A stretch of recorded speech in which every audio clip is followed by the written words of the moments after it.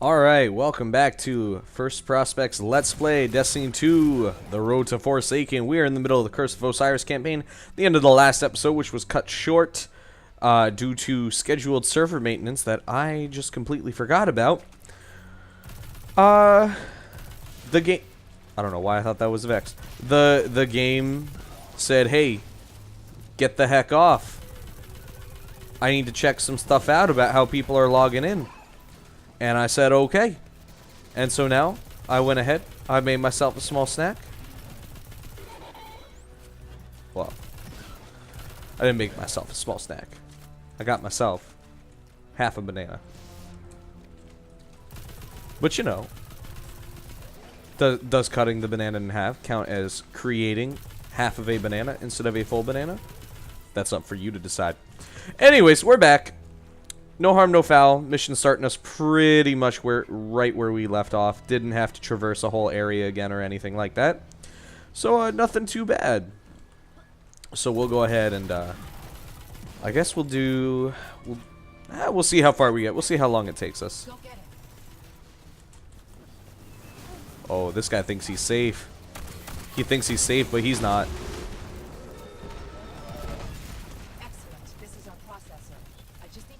To the Vex network. You're near the Well of Echoes. Right.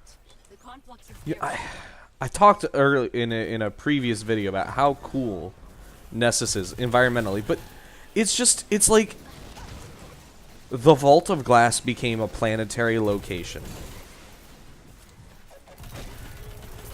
Like, they took Venus and did so much with it. You know, Destiny 2 had its problems, and Nessus is where a lot of them start in the campaign with a lot of the humor. But as a location, Nessus is the one place that I feel truly rivals any of the Destiny 1 locations. Like, Titan's cool. It's, you know, a somewhat new concept, because it's a city above the waves. But, you know, what would have been really cool is if it were a city beneath the waves. That would have been really cool. But Nessus, it just takes everything about Destiny 1's design philosophy and cranks it up a notch, especially with all of these little Vex dungeons hanging around the world. It's got these crazy cool fauna's like, I mean, you see toads, but it's really mostly like the trees and the flowers. So all the flora is really gorgeous. The Vex structures are creepy and haunting. Yeah, you don't have the Pyramidion here like you do on Io, but you know, what do you need a Pyramidion for when you got, you know, these massive trees? And I mean, I guess they're not that massive if you live in California, but to a Floridian, they're pretty massive because all we have around here are palm trees and everything else is stunted and tiny. You know, you got like one big oak tree in a park and that's it. I'm not used to these kinds of elevation shifts, you know? Everything is flat here. It's like living in Flatland.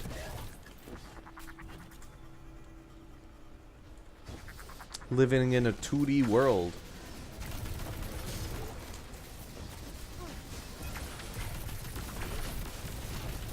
Two Minotaurs? You shouldn't have. Alright, bad boy's gone.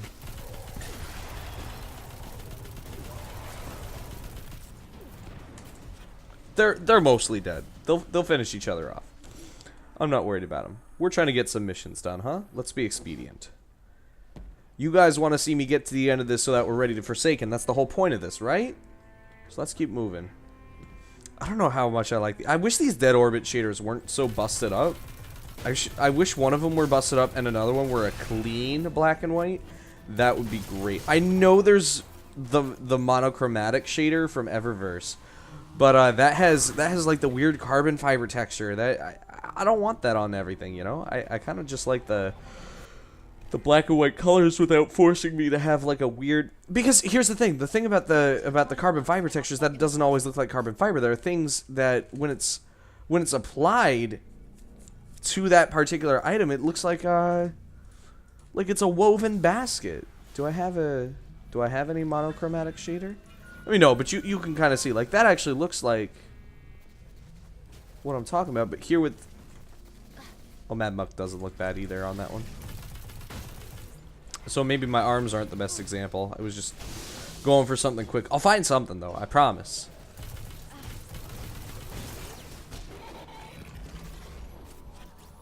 Oh, do I have to climb? Oh yay, a jumping puzzle on my hunter. That wasn't too bad. Oh, can't go this way yet. Was I supposed to go over there? Are you telling me I went the wrong direction, sir?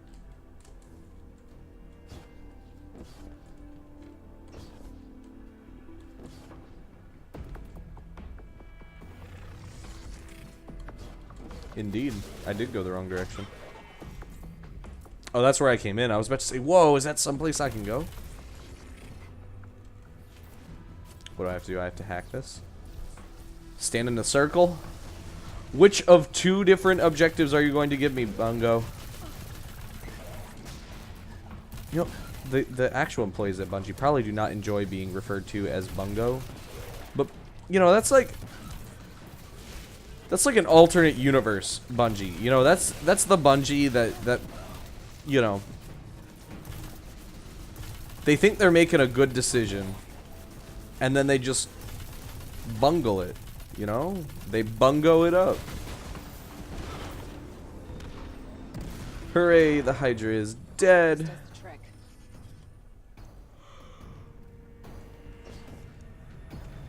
Oh, okay, now I need to go hack it. There we go.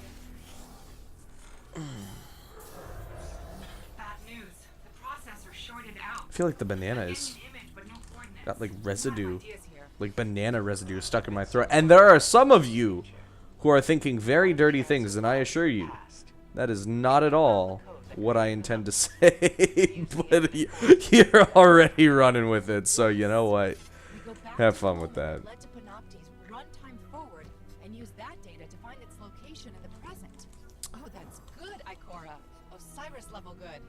Osiris doesn't live up to Osiris's reputation, so how is it Osiris level good? Boom, boom. Okay, let's keep going. We're almost there. We're getting there. We are close. That is actually, well, it's not the highest that we got, so it doesn't matter. And we're off. Man, having no recovery is so weird. Let's get a little bit more resilience. I don't think we really... Is one even worth it in recovery? Okay, well, if I can get 2. And stick at 4 resilience? Oof. I like 5 a little better. Alright. Hooray for strike number 2. We use the infinite forest against the Vex, or... It should be pretty quick this time. Calculating where to send us. The place is easy. Finding a simulation of the right time is a little tricky. Alright. Find the algorithm that produced the forest. That will lead you to Panopticon. Yep, don't even have to fight these guys. Story missions are easy. Easy peasy. The Vex will know they're at their most vulnerable here. The simulation will be well defended. The point in history where you invent a reality engine, there's nothing more important. But it's a reality simulation engine. And here's the thing. Like, if they're simulating all of this, one, how do we not know that we're a simulation? I think there's even a Grimoire card about that in Destiny 1, where they're, like, observing Vex simulations of themselves. And then I think they end up killing themselves because they think they're part of a Vex simulation. It was really freaking weird. I'd have to bring it up again. But it was actually a really cool thing. But the whole reason they kill themselves is because if they're not part of a Vex thought experiment, well, then, you know, at least they're not furthering Vex research by allowing the simulation to learn from them, I think was the weird conceit. Because, oh man, you know what, I want to go look up that Grimoire card. Grimoire card. There we go. Man, words are hard when you're playing video games, you know? It's like chewing bubblegum and walking. It's just hard for some people. That's why it's always after a match you get sent like, yo, tell your mom I said hi kinds of messages after you play on Xbox. That's why nobody wants to play on Xbox anymore. You have to wait until after the match to trash talk other people. Here on PC, I can just trash talk my friends in real time. That's what Discord is for, you know?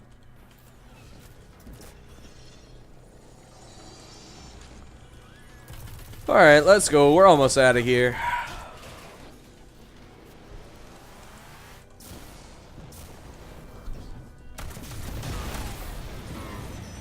You drop heavy? I kind of want my heavy back. No? What a ripoff! Shouldn't have even bothered. Should have just kept going. 2 steps ahead of us so far, but you and Ikora have given us a chance to actually surprise them. That's impressive. So, I guess what I'm saying is, when this is all over, I might actually miss being your ghost. Just a little. Alright, we have to get to the top of that tower and download the algorithm before the Vex create the infinite forest. There's like half the number of enemies here there are normally. They all die. Okay, 1 to 2 punches. This is funny.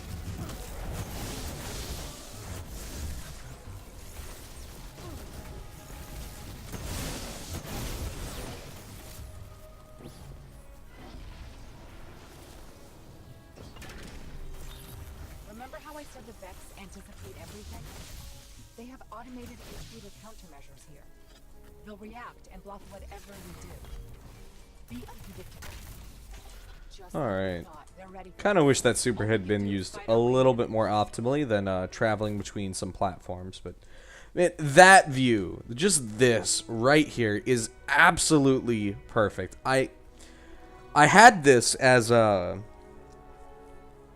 my desktop image for a while, and it's gorgeous. I absolutely love it.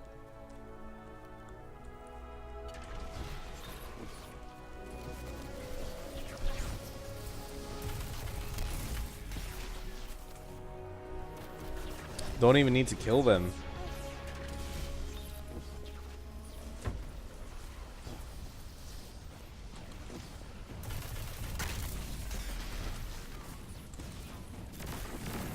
Okay, so I do need to kill the Minotaur to proceed.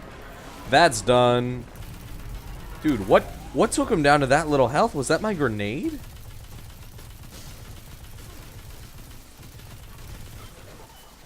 Look at all these Vex. We'll just farm them for super energy. See, Precursor Vex have the coolest design, though. Look at this. They look all sleek and super Tron-esque. Unlike the... See, and the Descendant Vex have this gross, like... it's not decayed, it's, dilapidated is an appropriate word, but it's not the one I'm looking for. It's not even rusted, it's just a, oxidized look. That's what I'm trying to say. They have an oxidized look to them that is just completely, you know, in disrepair. They look, yeah, they look old, but they don't look advanced anymore. I really think they should have switched the, I don't know. I mean, I guess if the intent was to show, like, the Vex are on a downward spiral, then they have succeeded. But you know, you would think the Vex would become cooler looking as they progress. Apparently, that is not the case.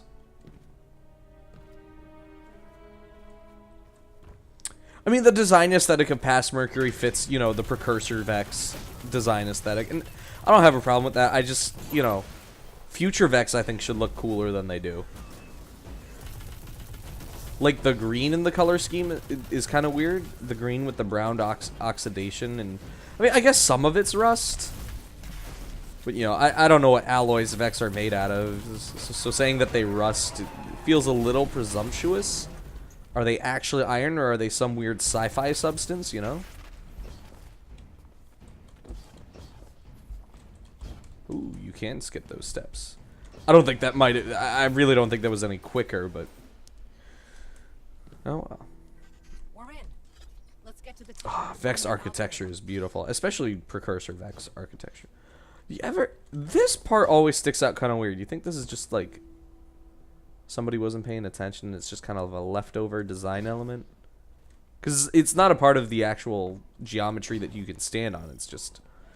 It seems like it's a leftover texture or something.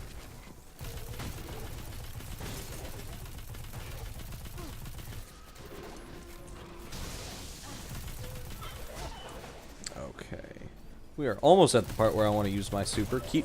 Keep practicing with this super for Crucible, you know? Like, this is an awesome subclass.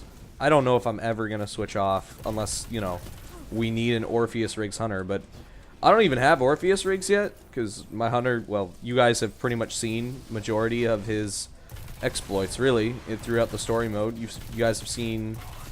I don't know if I've recorded any strikes. I think I've recorded a little bit of Crucible for you guys.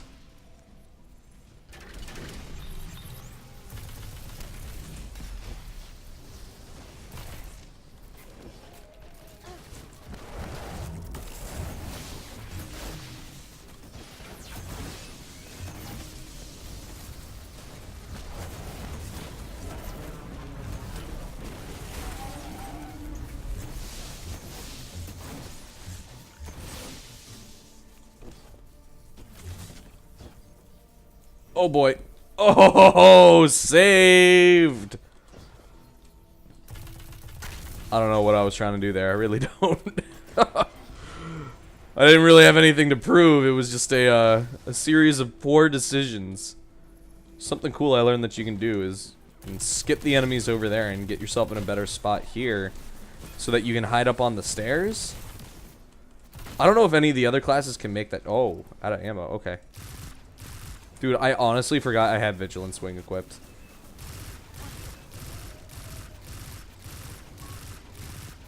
Oh, so close to dead. I guess I could have shot his little arm wing gun thing. That rhymed unintentionally. I have a feeling that the Ikelos Shoddy is probably not the most optimal loadout for this guy, but we're gonna try it. Nope.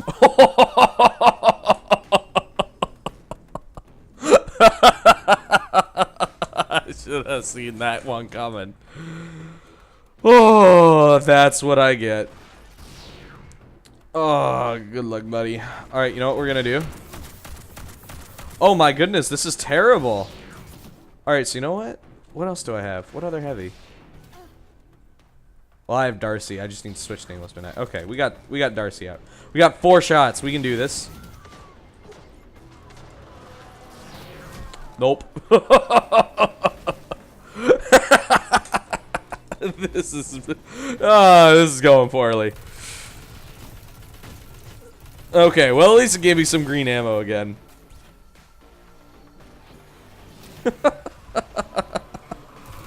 Okay. Let's go. We just need some heavy. Shouldn't be too hard to get some heavy. These Minotaurs are going to be up in a second. Yep, there we go.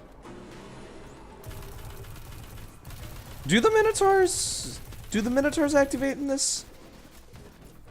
Yeah, okay, yeah, they do.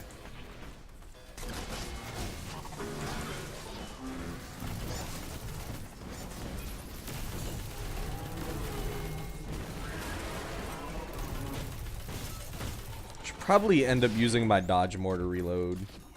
Here. Was already halfway through the reload animation, but you know, whatever. Didn't even need a full clip after that. Alright. That's it. You've done it. We have done it, Sagira. We have done it. There will not be a strike chest. It's just... You guys want to play soccer? Some football. We play with the football. Boom. Oh, yes. We knocked it off. Oh, do I have to go? I have to go up or something, don't I? Like, this is going to align. Right? Do I need to catch it? What is this doing? I need to, like, get on this, right? No? This is not what I need to do? What's happening? Did it glitch? Oh no, it just made one entire freaking rotation around the arena. Was it one? Was it two? I think it was one. It might have been like 2 pixels off. Okay, here we go. Bingo. Bingo indeed. Scanning. Okay. We got like no drops. Overlaying onto the map. Oh, we got a 380. Okay, that's good. Got him. Don't need this. Nothing always ends up in the same coordinates. It's over. Don't need This is these. how we beat the Vex. Alright, there we go. So why don't we just go ahead and get rid of Panoptes, huh? Wait, a defensive subroutine? New reality branch is forming. No, no! Uh-oh. Uh-oh. Oh. I've seen enough H to know where this is going.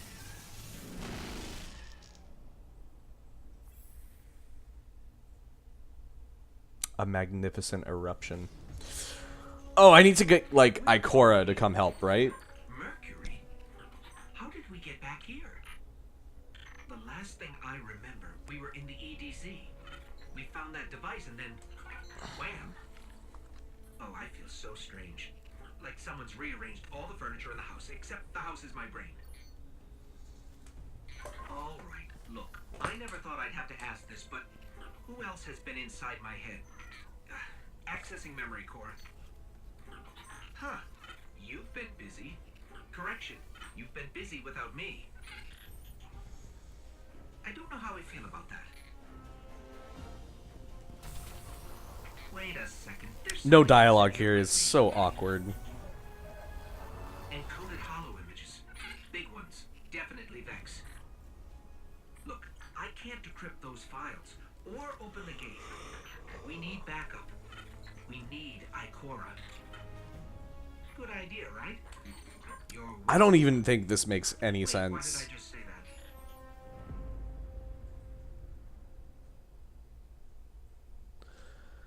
Like, because all Ikora does is she shoots, like, a laser beam version of Nova Bomb. It's so silly. Okay. To the last city.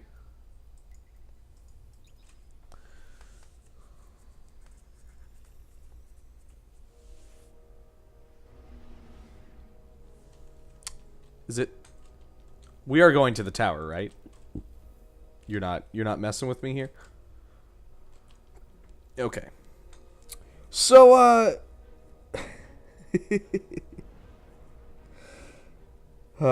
speaking of uh-ohs, my baby girl, she, I have a baby girl. I don't know if I've mentioned that, in the video series before. She has lately, she'll take some of her food, drop it on the floor, and then she'll go, uh-oh, uh-oh. She she heard her mother and I going, uh-oh, when she's dropped things before, and now during dinner she'll drop things and she'll go, uh-oh, and it's really funny because then we'll go, uh-oh, and then she'll go, uh-oh, back, and sometimes she doesn't even do uh-oh, she'll just go, oh, man, there's nothing like having a kid. Having a kid is a wonderful, special thing, and being a parent has brought so much fulfillment to my life. It is absolutely crazy. Absolutely crazy how much fulfillment there is in being a parent. My heart, I mean, it's like the old Grinch story, you know. My heart grew 3 sizes that day, you know. I have a hard time finding empathy for others sometimes. It's a personal flaw. I understand that people get into bad situations. I feel bad for them, but it's always been hard for me to empathize and to really like, oh, well, you know, what can I do to help? You know, I'll just be like, man, that sucks. You know, and people come and ask me for advice, and I don't know why, because I don't think I'm great at giving advice, but my friends are. You know, they ask me for advice all the time, like, hey, do you think this is okay? Hey, I've got this problem, you know, whatever. And I don't want to give details because I'm afraid my friends are going to listen to this and I don't want to call them out. But, you know, it's there's so much about being a parent that just opens your heart and makes you want to love, want to give care, and bring something awesome into this world. And you know, we could get into a whole political discussion about, you know, selfishness versus selflessness, and I mean, that's kind of the big thing, you know. You got to look out for yourself. You got to look out for your own and your own family. But if you don't help other people, you know, if you don't try just a little to be a decent person, you end up being real nasty on the inside, you know. It's there are days where I have, you know, I remember this one time I was in the grocery store, and the this one guy was like stacking butter on the shelf, something dumb like that, you know. And some of the butter fell down, and I helped him, you know, and I helped him pick it up, and I didn't work there, you know. I was not being paid for my labor. 10% more XP while in strikes. You know, it's a really cool shell, though. I think I'm not going to keep it. I don't know who I was trying to convince there. Come see me again. Reflect on the past. We want to go talk to Ikora first. So many icons. Absolutely insane. Anyways, and I helped him put up the butter. You know, it was no big deal. You know, a couple years later, I'd go on to do a 5-month stint in a produce department for the fresh market. You know, was not a bad job by any means. Was not something I wanted to do for the rest of my life, but it wasn't bad. I'm gonna talk to Hawthorne real quick. And you know, there was just, What can I do for you? that was, to me, that was like the first time I was like, man, helping other people feels really good. I got a sins in the past. I don't need this. Careful out there. But there were other times where people have asked me for help, and I've simply said no. I don't believe that's You know where in the either of our best interests. we stand behind you. Okay, so I talked to her, and then I have to go back to Mercury. But why? Whatever. Waste my time. Waste my viewers' time with loading screens. Okay. Well, at least they get to hear some cool stuff about my life. But having a kid has made me, you know, want to be that way all the time. And I might have mentioned that I was a teacher for a while. And honestly, being a teacher, you have to have a huge heart to be a teacher. And personally, that was one of the things that was, you know, I felt for the kids, and I understood a lot of their struggles, especially the middle schoolers. But you know, you can't let them see.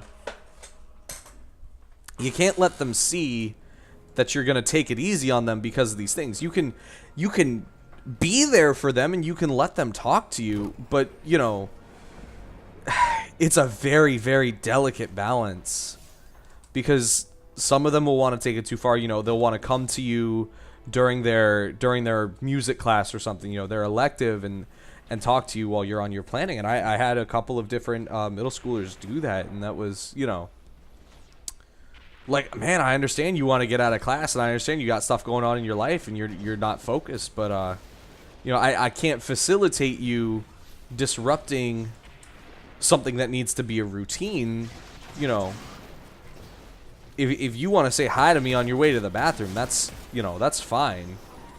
But don't say you need to go to the bathroom to get out of class, skip your class, and then come to my room, and then act like I'm the bad guy. Like, no, you know, my colleagues are here to teach you. You know, I can't be there for you like that. I can't be a best friend. I can be a teacher. I can be a mentor.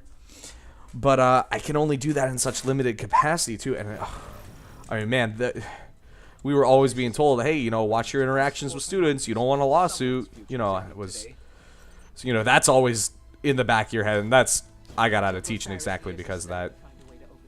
I work for a staffing agency now, which it's okay. I'm actually still pretty new to it.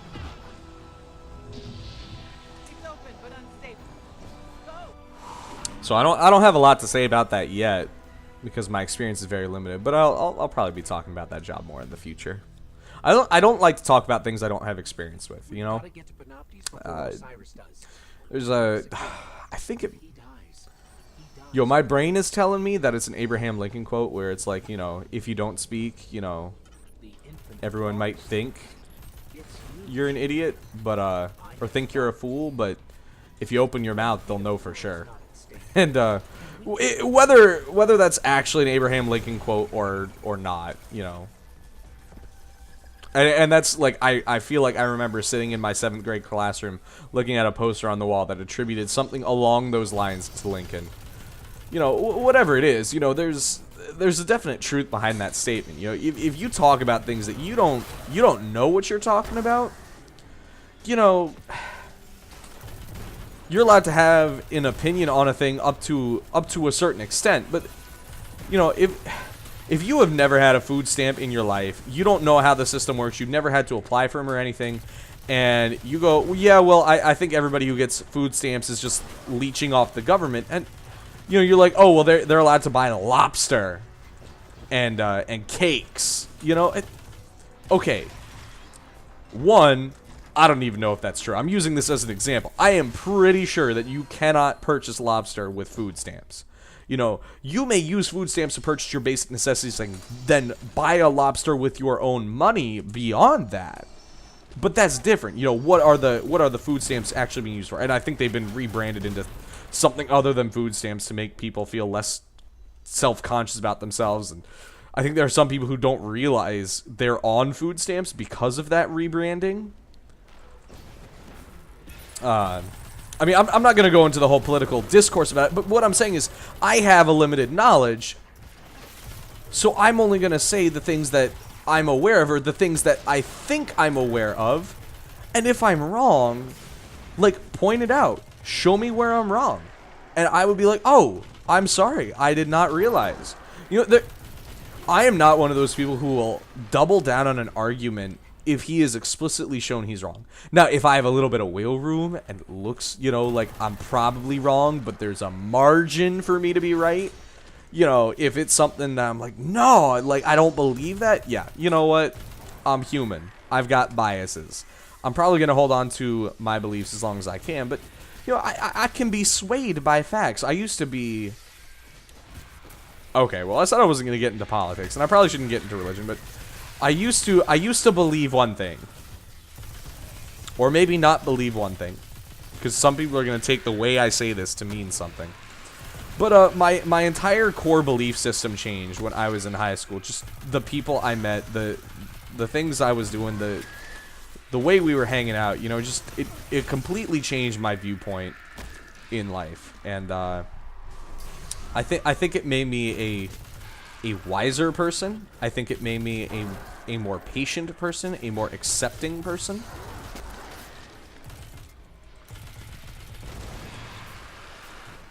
And you know, I realized a lot of what I had been told about the world and a lot of what I've been told about other people was simply not true, you know.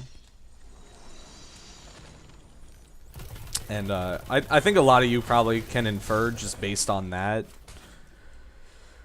what kind of belief system change I'm talking about, but you know, I don't want to get into that too much. There's a time and a place. Now, I don't know if right here, right now is the time or the place.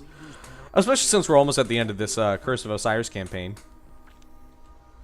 And we have a Vex simulation to dismantle.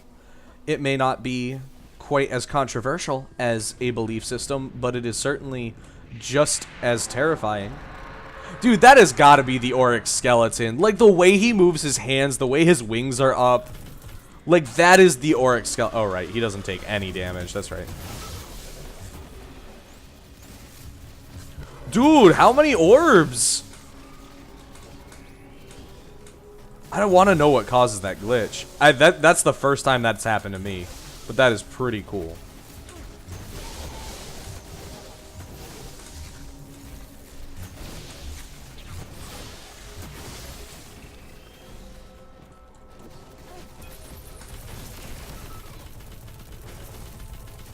We still have Darcy up? Yeah, we do.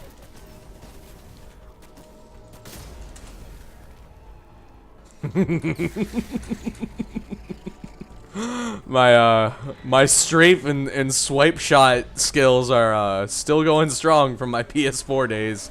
It's about the only way I can snipe. Oh. Compare that to the sniping we did in the first couple episodes, and wow, what a difference. So I realized that these videos are like 15 gigabytes a piece when I was taking a look at my storage, and I was like, whoa. And you know, I guess it shouldn't be that surprising, but it was a little surprising to me how quickly, you know, that's for 10 episodes, that's 130 gigabytes. You know, that's, you know, that's a substantial 5 point something% on a 2 terabyte hard drive. But see, here's the thing: I wasn't even saving my my videos to my 2 terabyte hard drive. I was saving them to my 500 gigabyte SSD. So that was like 20% of my SSD was just Destiny 2 recordings. Yo, I couldn't land a shot on his head.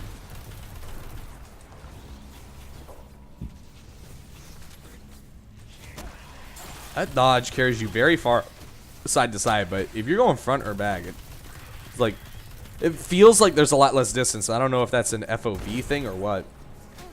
Which, by the way, thank goodness for the ability to slide the FOV on PC, because playing on console, it's like 80 FOV, if not less, like 70 FOV maybe. I don't actually know.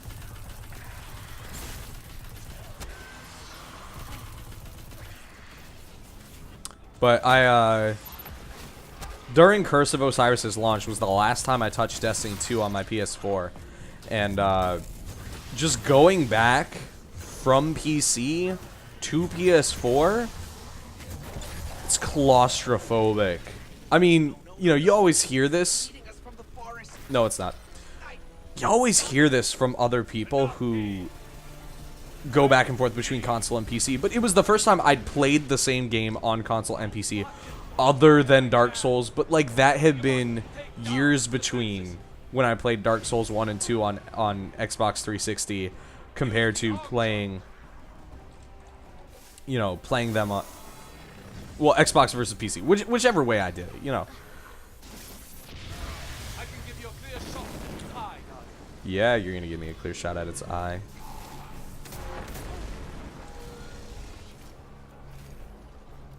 Oh, I don't think we'll be able to two-phase him. That'd be really funny if we could.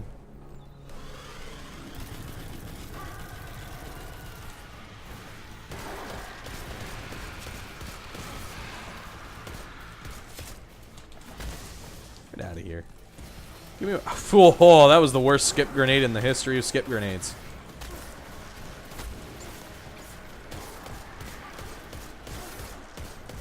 Anyways, I was talking about empathy and stuff earlier, and, you know, just bringing that back around, you know, having a family that you can trust, you know, even if you disagree with them ideologically, even if you move away from what your family believes, you know, that does not mean you have to move away from your family unless they are completely just treating you like a pile of garbage, and then that means that they are just garbage human beings, and, well, you know, there you go.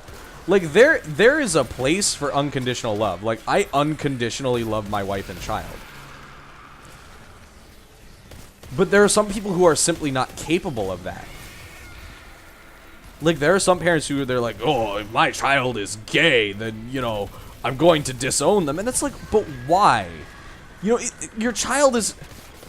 I guess for reproduction investment, to carry on your bloodline, there may be a biological preference that your child is not, but even then it's like, dude, you still spent so much money, so much time raising your child. I mean, I hope you did, for your child's sake. I hope you do. That not loving your child, to me, is just, it's incomprehensible. You know, if you have a pet, dude, the people who put down their pet because it has, like, a minor thing, you know, and it's like, oh, it'll cost you $500 to afford the medicine to treat whatever disease your pet has, but it's $200 to put your pet, you know, I'm throwing out random numbers here. I don't really know. But there have been people who have, you know, because they've moved, or for little things, they've sent their pet to be put down or given them to a shelter. Like, it's the same thing. Like, if you move away and you don't take your cat or your dog or your bird with you, like, dude, that animal trusted you. Like, oh, I've got my own blood boiling now. Like, you promised to take care of that animal, and like, if you can't take care of them, give them to somebody who will. Don't just abandon them.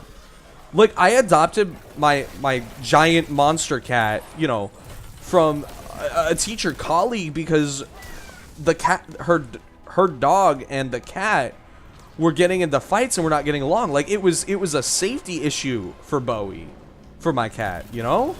He was, you know, he was picking fights with this dog, and he was getting smacked around, and, you know, he was found as a stray. He was found at a construction site with a broken tail. He's got a little kink in his tail, and it's really cute.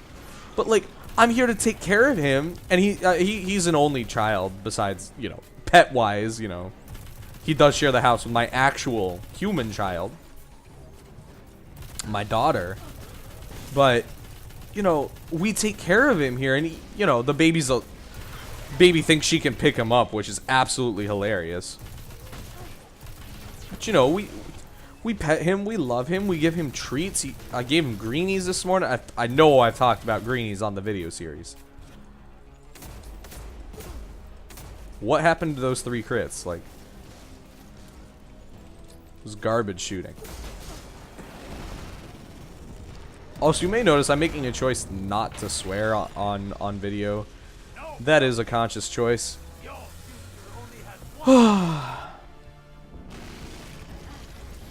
Yep. Go slam the arc charge. Yeah. I mean, I guess it's kind of cool that we fight alongside an NPC, but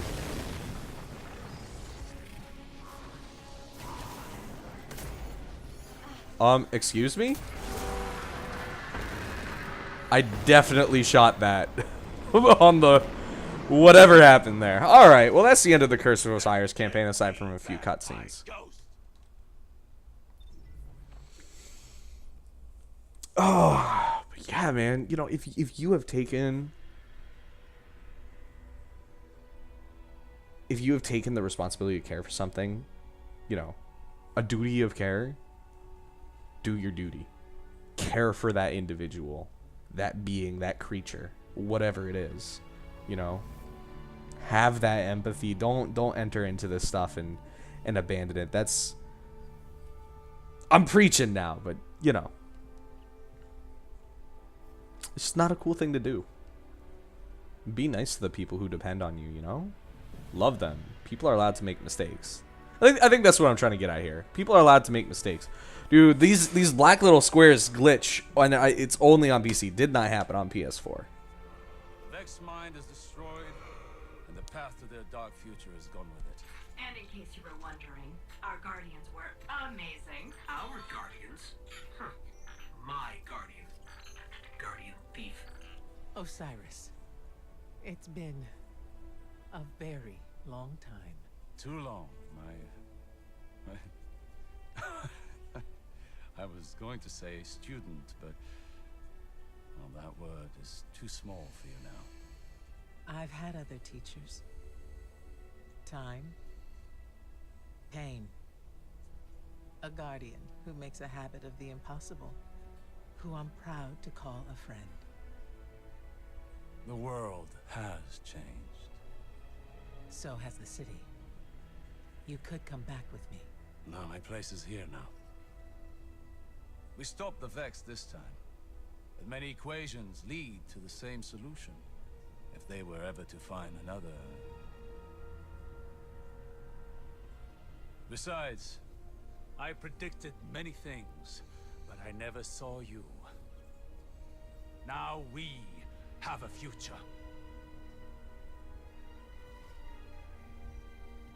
The pathway to the forest will be open if you ever need to find me. Or if you want to talk. I'd like that. Great. Galaxy saved. Friends again. Our big hero over here. And by the way, you're welcome. Come, little light. We have infinite realities to explore, and all the time in the world.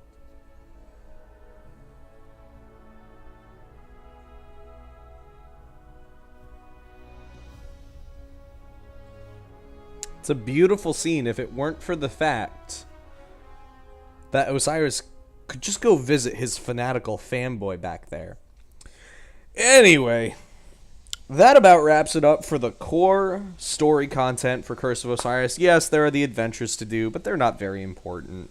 In fact, they're more tedious than anything else. So once again, this has been First Prospect, playing Destiny 2 on the road to Forsaken. If you like this video, go ahead, hit that like button. If you got something to say, leave a comment in the comments below. And finally, if you want to see more in the future, hit subscribe. Thank you so much for watching. This is First Prospect signing off.